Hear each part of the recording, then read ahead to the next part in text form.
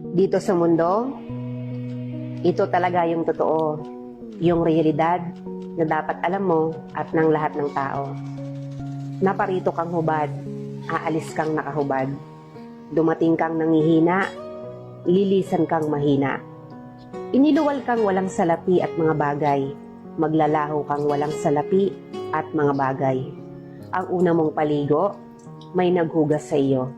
Ang huli mong paligo, may maghuhugas sa iyo. Ito ang buhay, kaya bakit labis ang mali siya, ang inggit, ang pagkamuhi, ang galit at pagkamakasarili. Maging mabait sa lahat at gumawa ng kabutihan.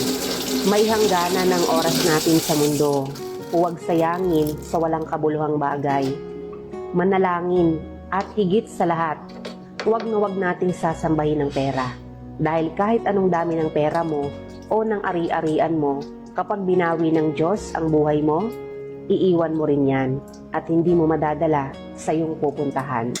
Kung wala pang nagsabi nito sa'yo ngayon, gusto ko lang ipaalala sa'yo na pakonti-konti, nagkakaroon ka na ng progress sa bawat araw na gumigising ka. Sobrang nakaka-inspire ka dahil kahit sobrang bigat at sobrang hirap ng mga pinagdaraanan mo ngayon at kahit sobrang dami mong sakit na nararamdaman, emotionally at physically, mas pinipili mo pa rin na bumangon at ipaglaban ang pangarap mo na gusto mong maabot.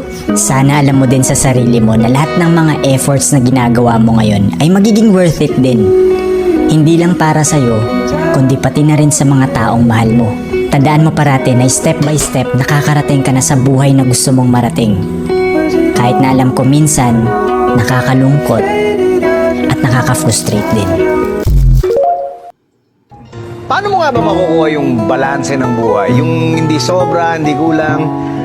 Sabi nila, hindi raw talaga mahahanap yun eh. Dapat daw ikaw mismo ang gumawa. Maging mabait ka pero huwag kang magpapaabuso. Magtiwala ka pero huwag kang magpapaloko. Makontento ka sa buhay pero huwag kang titigil na mapaganda ang buhay mo. Nandun ka lang sa gitna nung kumakapit at bumibitaw. Ang buhay daw, para kang nagbibisikleta.